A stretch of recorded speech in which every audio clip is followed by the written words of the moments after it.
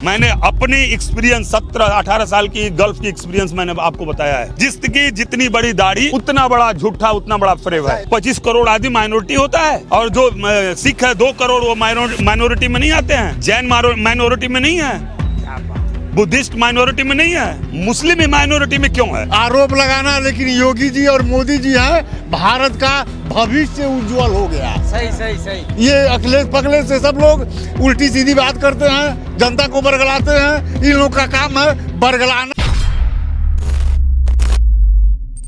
अभी भैया बता रहे थे कि योगी जी के कार्यकाल से पहले हमको गोरखपुर स्टेशन पर उतरने में दिक्कत होती थी कि कहीं चोर माफिया गुंडे हमारा सामान छीन के ना भाग जाए। आज से ये 20 साल पहले होता था, ठीक है भैया। किसकी सरकार थी उस समय? अखिलेश जी की सरकार थी। 20 साल पहले मुलायम सिंह यादव हो गया। हाँ, मुलायम सिंह के वो सरकार थी उस टाइम।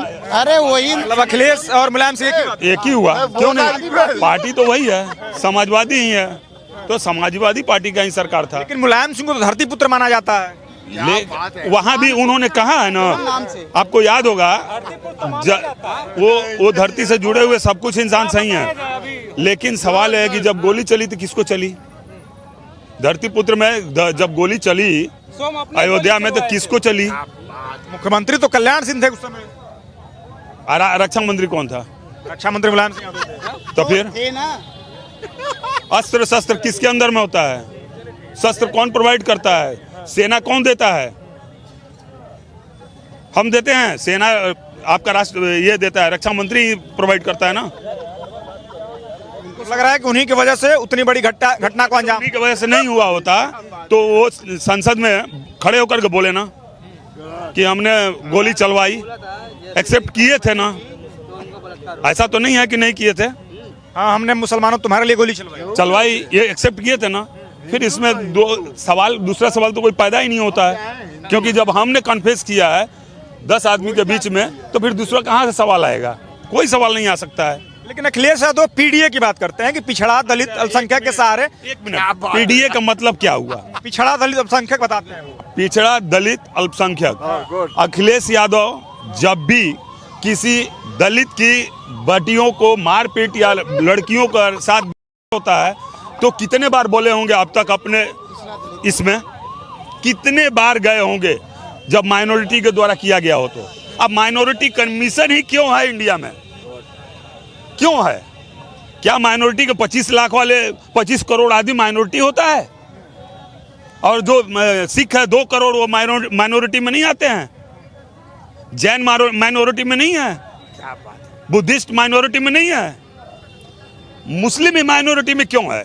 क्या लगता है मुसलमानों को माइनॉरिटी से हटा देना चाहिए? डेफिनेटली हटाना चाहिए। जिसकी आबादी 25 करोड़ हो क्यों माइनॉरिटी में रहेगा? गोरखनाथ मंदिर है ना, तो लगता है पाकिस्तान से ज्यादा आबादी उनकी हिंदुस्तान में है। डेफिनेटली है। 22 करोड़ से 23 करोड़ मुसलमान जो पाकिस्तान में हैं, और बांग्लादेश में 18 करोड़ हैं, और हिंदुस्तान में करीब 27 करोड़ हैं। फिर भी आज भी न्यू कहा जाता है कि मुसलमान उत्तर प्रदेश में अपने देश में शोषित है। क्यों माना जाता है मुसलमान? शोषित है तो ये बात बाकी क्या है?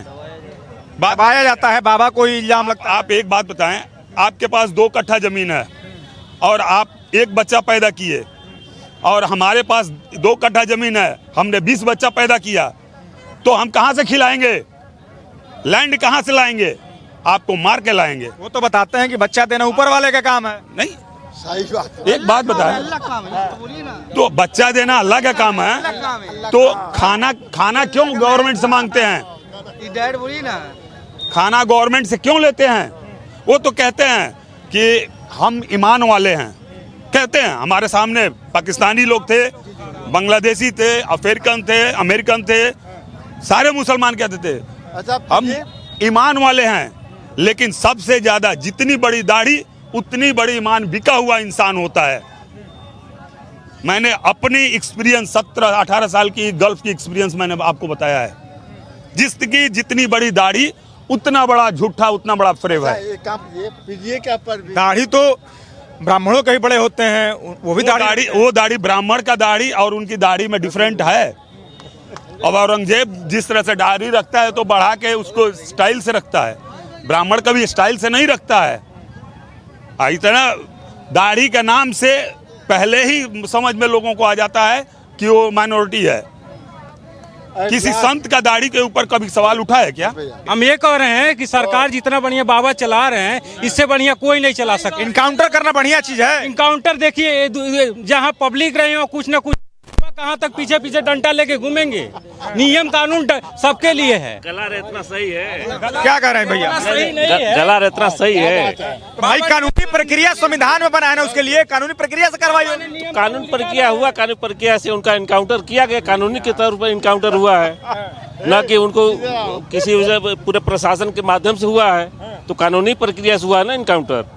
तो ऐसे लोग तो इनकाउंटर होना चाहिए, तभी ना दहशत बनेगी लोग। लेकिन बाबा पर यह आरोप भी लगता है कि बाबा मुसलमानों का तो इनकाउंटर करा देते हैं पर हिंदुओं का नहीं कराते। क्यों नहीं होता है? क्यों नहीं होता है? विकास दुबे क्या थे? विकास दुबे का वो कौन सकता है कि एक एक्सेप्शन हो, एक अपवाद हो? नहीं, अपराधी बताइए, कोई ऐसा अपराधी बताए जो इस तरह काम किया हो हिंदू में, कोई इस तरह काम किया हो जो नहीं कर रहा है कि जो है गोरखपुर में ऐसा बताइए कि कोई कर दे कि ये इनकाउंटर नहीं करवा रहे। बाबा ने नियम निकाला तो सब लग रहा है कोई हिंदू अपराधी नहीं है। हिंदू अपराधी है वो, जो अगर दुर्घटना कोई काम कर रहा है तो अपराधी है। अगर सही से रहना है तो कोई अपराध नहीं है। अगर गोरखपुर में सही से है तो कोई अपराध नहीं है। क्या मानना है भाई साहब कि कोई हिंदू अपराधी नहीं है आपकी नजर में? नहीं, देखिए, अपराधी में हिंदू और मुस्लिम की बात नहीं होती, अपराधी अपराधी होता है। फिर एक ही वर्ग से ज्यादातर क्यों आते हैं? एक ही क्या ज्यादातर इनकाउंटर क्यों होते हैं? नहीं, तो ऐसा है तो जो लोग का ना क्राइम करते हैं तो क्राइम में जो सामने आएंगे उन्हीं का होगा इनकाउंटर। हिंदू में कितने लोग मतलब सामने आते हैं कि हाँ हिंदू ने किसी का इस तरह का वो किया है, क्राइम किया है। तो जो क्राइम करेगा चाहे हिंदू हो चाहे मुस्लिम हो, वहाँ पे जाति वाली बात नहीं है। जाति वाली बात कोई नहीं है। हो सकता है कि हिंदुओं के मामला को दबा दिया जाता हो। ऐसा कोई सबूत आपको है सामने तो बताइए, कोई सबूत है?